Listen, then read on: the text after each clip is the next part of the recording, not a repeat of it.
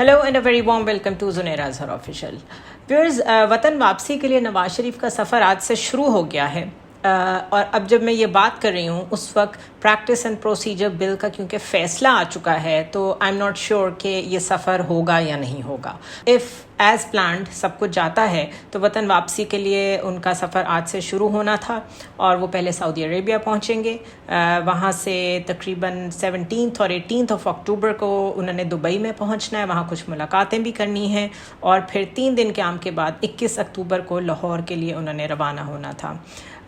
बहुत एक्साइटेड है मुस्लिम league Noon, of course होना भी चाहिए। उनके कायद इतने अरसे बाद एक एग्ज़ाइल कहना चाहिए या सिक लीव कहना चाहिए, I am not sure about that. उसके बाद वो वापस आ रहे हैं और उनकी वापसी से कहा यह जा रहा है कि मईशत एक बेहतरीन इंतकाम है जो वो लेंगे इस मुल्क की गुर्बत से। जब कोई ये कहता है कि जमहूरियत बेहतरीन इंतखाब है तो एक बड़ा खौफनाक जमहूरियत का चेहरा पाकिस्तान में दिखाई देता है। इसलिए अब जब कोई ये कह रहा है, डार साहब ने कहा ये बाय द वे, क्योंकि पिछले बयानिए सारे पिट गए थे, तो अब वो कह रहे हैं कि जो इकॉनमी है उसको ठीक करेंगे और वही हमारा जो अच्छी मईशत होगी वही बेहतरीन इंतकाम होगा। तो जो पहली बुरी मईशत है वो पता नहीं इंतकाम था या वो क्या था, उसके बारे में वो बात नहीं करते। उसको नून लीग ओन नहीं करती। जब भी मरीम नवाज से बात करें तो वो 2017 तक का जो टाइम है उसको तो ओन करती हैं जब तक नवाज शरीफ वज़ीर आज़म थे, लेकिन उसके बाद का खाकान अब्बासी का टाइम भी उनको उनकी मेमोरी में लगता है नहीं है या वो रखना नहीं चाहती इंटेंशनली, और उसके बाद के 16 माह भी उनकी मेमोरी से माइनस हो जाते हैं। सो बहरहाल अब देखना ये है कि प्रोटेक्टेड कस्टडी होती है कि ट्रांजिट ज़मानत होती है, क्या होगा। लेकिन आज का जो प्रैक्टिस एंड प्रोसीजर बिल का फ़ैसला आया है उससे एक चीज़ जजेस ने, लार्जर बेंच था, उसने ये तय कर लिया कि पार्लियामेंट सुप्रीम है। This is still debatable because things are not as black and white as they sound in Pakistan specially. उसकी वजह यह है कि पार्लियामेंट तो सुप्रीम है क्योंकि वो लॉज बनाती है और कॉन्स्टिट्यूशन की जो इंटरप्रिटेशन है, उसकी जो तर्जुमानी है या उसका जो तर्जुमा है, वो जब भी ज़रूरत पड़ती है वो सुप्रीम कोर्ट करके देती है। इसलिए अगर सुप्रीम कोई है तो वो कॉन्स्टिट्यूशन है, और कॉन्स्टिट्यूशन का अगर तर्जुमा जुडिशरी ने करना है और उसके बाद उसके मुताबिक पार्लियामान ने चलना है, तो इस ट्रायंगल को समझ लेना चाहिए। और मैंने इसलिए बहुत दिन इसकी जो लंबी लंबी समातें चलती रहीं, लाइव टेलीकास्ट होती रहीं, मैंने उसको बिल्कुल डिस्कस नहीं किया बिकॉज़ मेरे लिए वो बिल्कुल इर्रेलेवेंट था। ये बड़ा क्लियर कट सा मामला है। पार्लियामेंट ने एक कानून बनाया जिसको कुछ पार्टीज़ ने चैलेंज कर दिया सुप्रीम कोर्ट में, और सुप्रीम कोर्ट के खुद चीफ जस्टिस भी चैलेंज हो गए। मैं बंदयाल साहब की बात कर रही हूँ सुओ मोटो को लेके। तो प्रैक्टिस एंड प्रोसीजर एक्ट का जो आज डिसीजन आया है उसमें येस पार्लियामेंट सुप्रीम है, और वो जो फैसले करेगी, वो जो लेजिस्लेशंस बनाएगी, उसको भरपूर इख्तियार है। ये अलग बात है कि जहाँ भी फंडामेंटल राइट्स के साथ उसका क्लैश आएगा या आइन की रूह के साथ उन लॉज का क्लैश आएगा, वहाँ पे सुप्रीम कोर्ट उसको स्ट्राइक डाउन कर सकती है।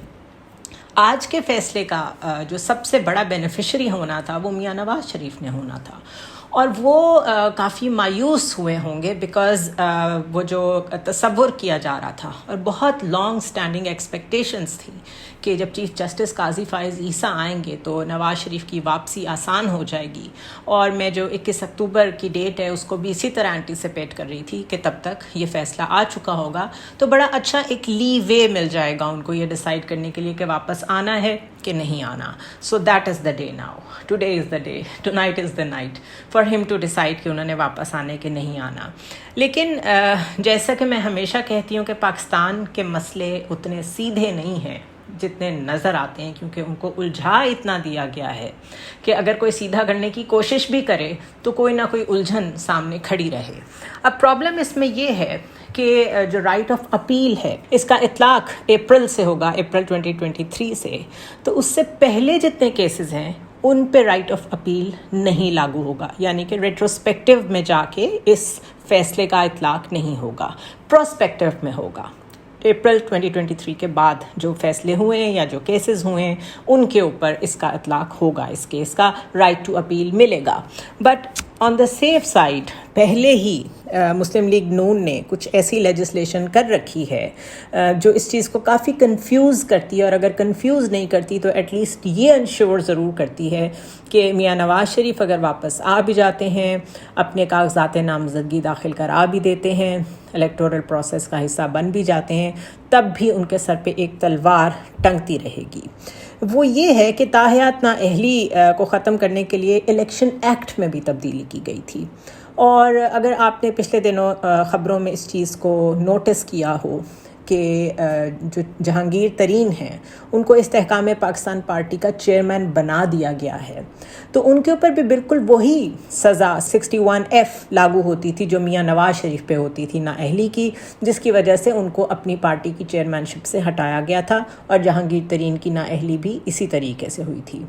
الیکشن کمیشن نے جہانگیر ترین کو چیئرمین استحکام پاکستان پارٹی بنا کے یہ میسج دیا ہے کہ جو 5 سال کی نااہلی تھی وہ ختم ہو گئی ہے، سزا کاٹ لی ہے جہانگیر ترین نے، اب وہ پریکٹیکل الیکٹورل پولیٹکس میں واپس آ گئے ہیں، and this will apply to Nawaz Sharif as well. Problem یہ ہے کہ اب یہ جو کانٹرڈکشن پیدا ہوئی ہے اس کا فیصلہ کیسے ہوگا؟ یقیناً کوئی نہ کوئی اس الیکشن ایکٹ کو چیلنج کرے گا۔ عجیب تماشا ہے، اس کو اگین ہائی کورٹ میں پہلے کوئی چیلنج کرے گا، پھر ہائی کورٹ اپنا کورس لے گی، لمبی لمبی سماعتیں ہوں گی، فیصلے محفوظ ہوں گے، اور اگر مرضی کا فیصلہ آ گیا جس پہ نون لیگ خوش ہوئی، نواز شریف راضی ہوئے، ان کو ریلیف مل گیا تو ٹھیک ہے، اگر نہ ملا تو پھر سپریم کورٹ میں یہ معاملہ جائے گا۔ اس لیے میں یہ کہہ رہی ہوں کہ اگر نواز شریف واپس آ بھی جاتے ہیں اور آتے ہی وہ اس کلیم کے ساتھ کہ وہ 5 سال کی سزا کاٹ چکے ہیں اور اب اہل ہیں الیکشن ایکٹ کے تحت الیکشن لڑنے کے، تو اس کے باوجود یہ تلوار ان کے سر پہ ٹنگتی رہے گی۔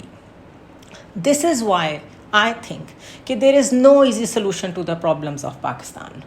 کوئی بندیال صاحب پہ بینک کرتا ہے، کوئی فائز عیسیٰ پہ بینک کرتا ہے، جو پی ٹی آئی ہے اس نے بندیال صاحب سے امیدیں باندھی ہوئی تھیں، نون لیگ نے فائز عیسیٰ سے امیدیں باندھی ہوئی تھیں۔ مسئلہ یہ ہے کہ نہ تو کوئی جج آپ کو ریلیف دے سکتا ہے، نہ کوئی ڈیل آپ کو ریلیف دے سکتی ہے۔ جو کچھ بھی ہوگا ان دونوں ذریعوں سے یا کسی اور بیک چینل ڈپلومیسی سے اگر کچھ ہوگا، کوئی ایکسٹرنل فورسز انوالو ہوں گی، یہ کبھی بھی long lasting democratic situation in Pakistan ensure نہیں کر سکے گا۔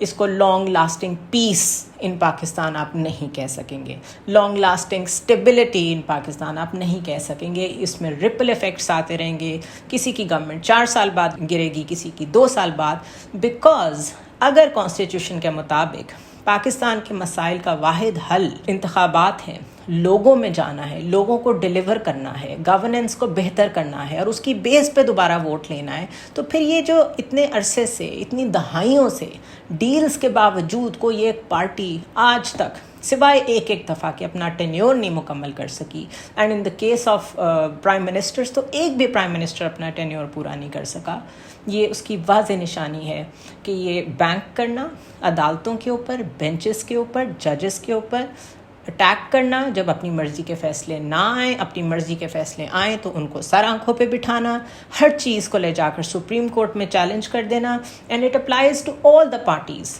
پی ٹی آئی بھی آج کل یہی کچھ بھگت رہی ہے، اور یہ سب کچھ نہ بھگتنا پڑتا اگر ڈیلز نہ کی ہوتی، اگر آرگینک طریقے سے سب کچھ ہوا ہوتا اس ملک میں تو یہ انجام نہ ہوتا۔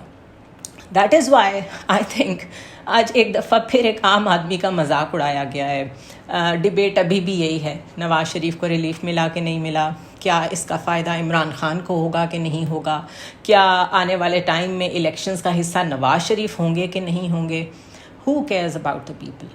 Who is talking about the fundamental rights? کون سے جج ہیں جنہوں نے اس پوری ہیئرنگ میں یہ کہا ہو کہ لپیٹیں اس فضول بحث کو اور اصل مسئلے پہ آئیں، الیکشن کی ڈیٹ دیں؟ کسی نے نہیں کہا۔ تو بہت اچھا کیا فائز عیسیٰ صاحب کی جو میڈیا سیوی ہونے کی خواہش تھی، یا میڈیا سیوی ہونے کی وجہ سے انہوں نے جو ایک اپنی طرف سے ایڈونچرزم کیا تھا اس کو لائیو براڈ کاسٹ کر کے، اس نے اور بھی زیادہ سسٹم کو عیاں کر دیا ہے، سسٹم کو کھول کے رکھ دیا ہے لوگوں کے سامنے۔ کتنی ڈویژن ہے، کتنی ایگوز ہیں، کتنے شیلو آرگیومنٹس ہیں وکلا کے پاس، اسپیشلی جو سرکاری پروسیکیوشن ہوتی ہے اس کے پاس، کہاں پہ آپ بات چیت کر رہے ہیں لوگوں کی، اصل میں بینیفیشری 1 یا 2 لوگ ہیں. تو یہ سارا سرکس عیاں ہوا ہے، اور جو سمجھ رہے ہیں اس بات کو، ان کو اب یہ بات مزید سمجھ آ رہی ہوگی کہ ہم یہاں تک کیسے پہنچے ہیں. آج کی خبریں اور بھی بہت سی تھیں، لیکن وہ سب سیکروسینکٹ ہو گئیں جب یہ خبر آئی. تو میں نے بہتر سمجھا کہ صرف اسی پہ بات کی جائے. آج صدر صاحب نے بھی کہا کہ سارے لوگ بیٹھ کے بات کریں. آپ لوگوں کے بیٹھ کے بات کرنے کی ضرورت نہیں ہے، آپ لوگوں کا کام ہے لوگوں سے ووٹ مانگنا اور الیکشن کرانا. سو یہ جو مصالحت، reconciliation, charter of democracy, charters of economy, یہ سب فالتو باتیں ہیں. کانسٹیٹیوشن کی موجودگی میں، جس میں ہر چیز بالکل بلیک اینڈ وائٹ میں لکھی ہوئی ہے، اس کی موجودگی میں کسی اور چارٹر کی کوئی ضرورت نہیں ہے، کسی اور اسکول آف تھاٹ کی کوئی ضرورت نہیں ہے، کسی نیریٹو کی ضرورت نہیں ہے. اور جتنی دیر کانسٹیٹیوشن سے ہٹ کے لیفٹ رائٹ اپ ڈاؤن آپ ہوتے رہیں گے، تب تک یہی سرکلز میں آپ گھومتے رہیں گے، سرکس چلتا رہے گا، لوگوں کا مزید برا حال ہوگا. اور I don't want to go there کہ جب بھوک اس سے زیادہ بڑھے گی، بجلی کے بل اس سے زیادہ آئیں گے، اور جو کچھ لوگ اشرافیہ کے بارے میں اسٹریٹ لیول پہ بات چیت کر رہے ہیں کہ کس طریقے سے ہیوز اینڈ ہیو ناٹس کا جو گیپ ہے وہ بڑھتا جا رہا ہے. I don't want to go there کہ اس کے بعد کیا ہوگا. I'll see you tomorrow.